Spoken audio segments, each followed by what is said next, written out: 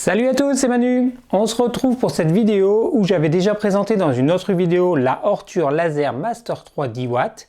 Cette fois-ci, elle est passée en 20 watts. J'ai reçu un kit pour l'évoluer qui comprend la tête laser, une nouvelle carte mère ainsi qu'un bloc d'alimentation. Donc passer de 10 à 20 watts, c'est énorme au niveau puissance. Ça va permettre de faire des coupes absolument dingues sur du bois, mais aussi de gagner en rapidité de gravure, et ça sur pas mal de matériaux.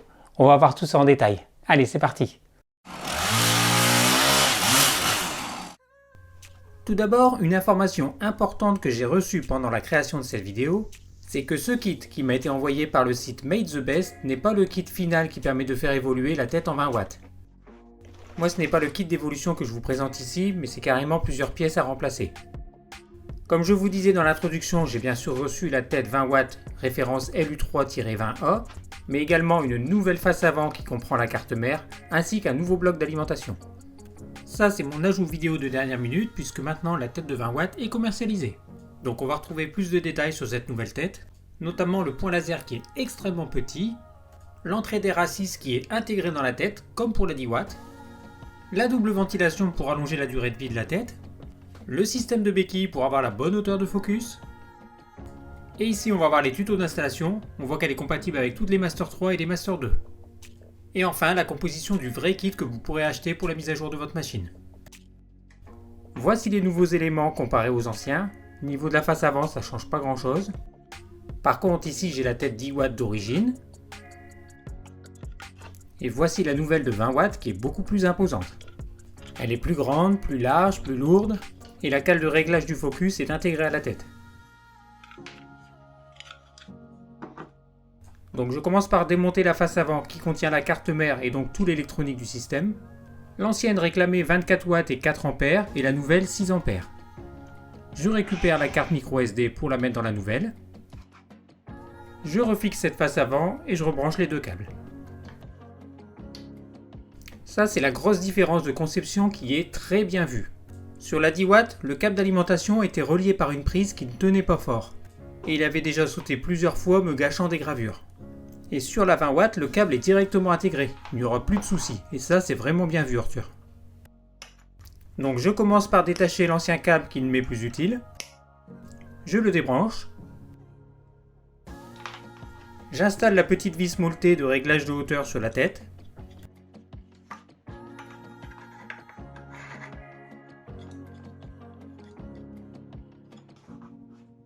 Je la branche, donc là pas de problème, c'est la même taille de fiche au même endroit.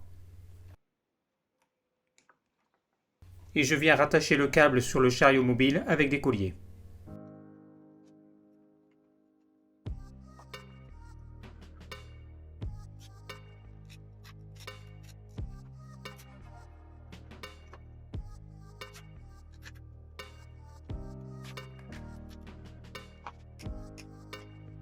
Dans le kit, j'ai également reçu le tuyau d'air assist, le limiteur de pression, ainsi que l'antenne Wi-Fi. Et nouveauté sur la 20 watts, j'ai reçu également une lentille de rechange avec un petit outil pour la démonter. Et le remplacement de cette lentille est très bien expliqué dans la notice. Niveau bloc d'alimentation, on passe de 4 à 6 ampères, donc maintenant en 144 watts. La machine est prête, on la déverrouille avec la clé fournie, l'arrêt d'urgence et le bouton marche.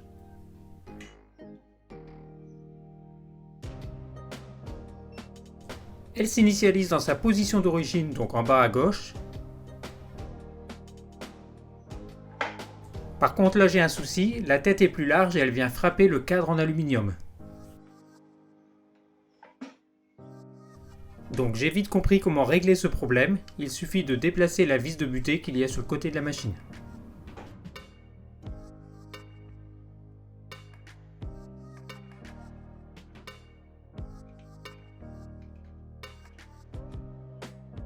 Et là, plus de soucis, la tête ne risque pas de rencontrer le cadre en aluminium.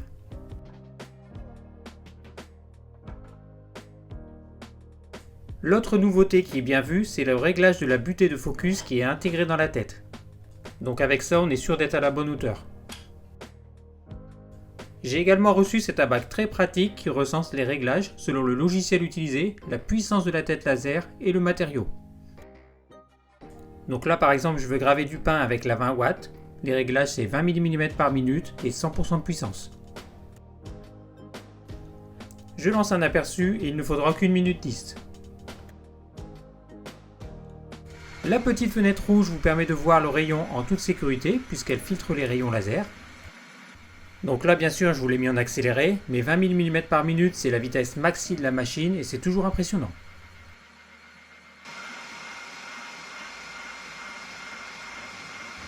On arrive à la fin et la tête revient à sa position d'origine. Voilà, une gravure très nette, très précise. Donc là j'ai le reflet de la lumière qui ne donne pas forcément le meilleur rendu, mais la gravure est nickel.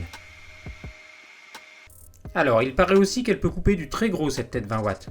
On va commencer avec du 14 mm.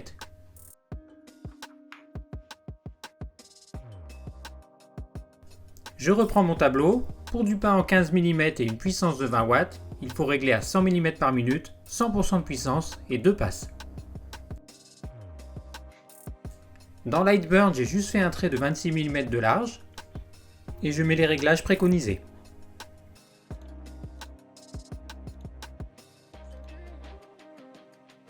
Bien sûr c'est rapide, il ne faudra que 11 secondes. Je lance la découpe sur une grille nid d'abeille, sinon je pense que je vais découper mon bureau avec. Je vous laisse le premier passage en vitesse normale afin que vous vous rendiez compte.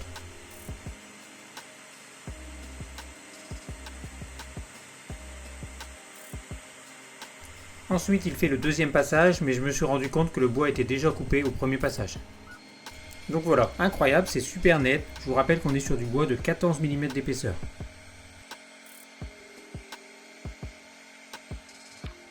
Il paraît qu'on peut aller encore plus loin, alors j'ai trouvé cette chute de 18 mm d'épaisseur.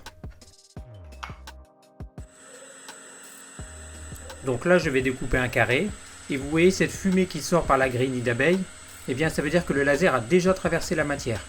Donc en fait la doc recommande 2 passages, mais en un seul passage elle est capable de couper 18 mm d'épaisseur. Après je n'ai pas fait beaucoup d'essais, mais je me demande si en augmentant la vitesse et en augmentant le nombre de passages, on n'aurait pas un meilleur résultat. Peut-être une coupe plus nette et plus régulière, à essayer.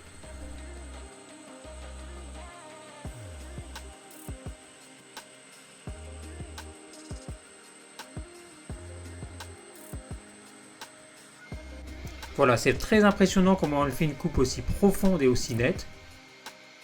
Ça va ouvrir la voie à de nouveaux projets auxquels je n'aurais même pas pensé avant.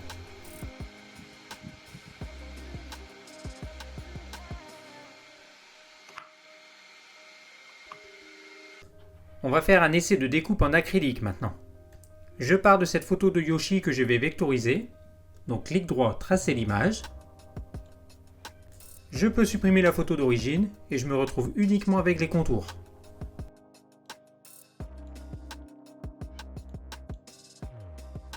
Je verrouille le rapport largeur-hauteur et je choisis 50 mm de côté.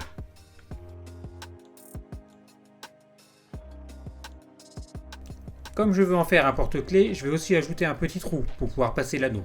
Donc 4 mm de diamètre, ça me paraît bien.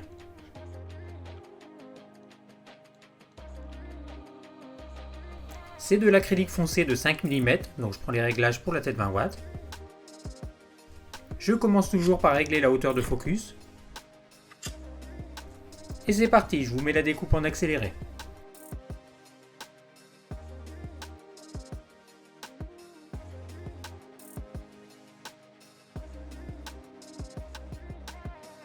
Et voilà le résultat.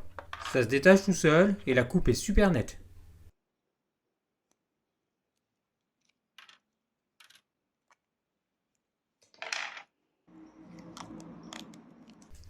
J'enlève les films de protection et mes traces de doigts et il est nickel mon Yoshi.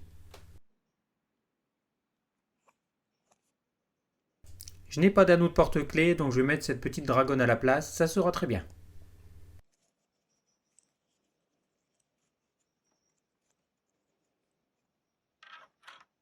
Donc si cette 20 watts gagne en rapidité et en puissance de découpe, elle gagne aussi en vitesse de gravure.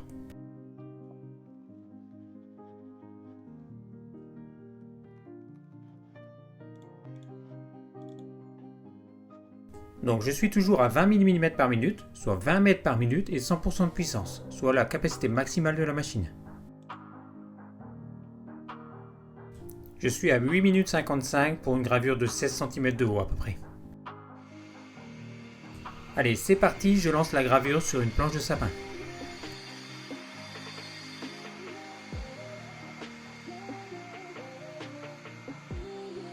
Et je vous fais un timelapse car on ne va pas attendre 8 minutes 55.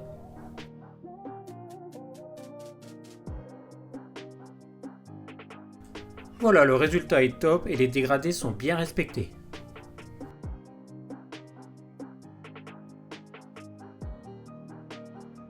Maintenant je lance la gravure avec une vitesse plus basse afin d'avoir une gravure plus profonde.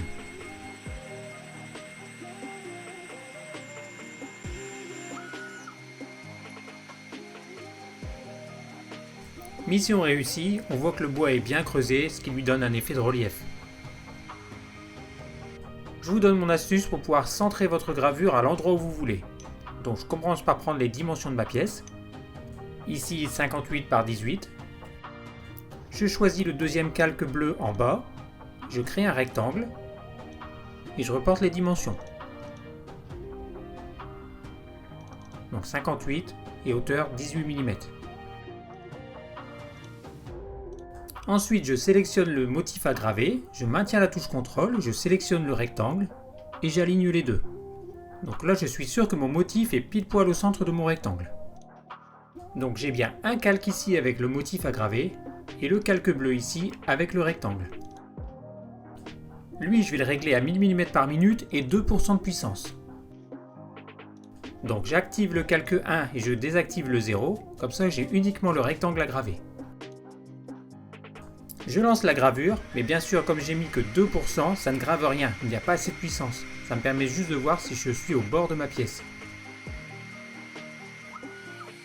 Donc là j'ai vu que j'étais un petit peu décalé, j'ajuste et je relance.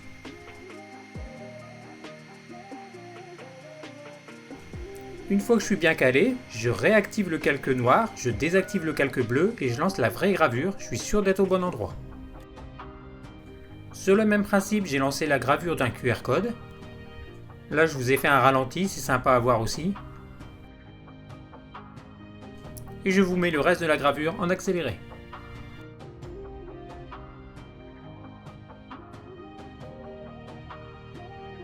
Voilà, la gravure plus profonde avec cet effet 3D, c'est juste magnifique. Voilà, super content de cette nouvelle tête Ortur 20 watts. Merci à Made the Best. Je vous mets les liens dans la description de la vidéo. N'hésitez pas à me dire ce que vous en pensez et mettre un pouce. Et moi je vous dis à bientôt.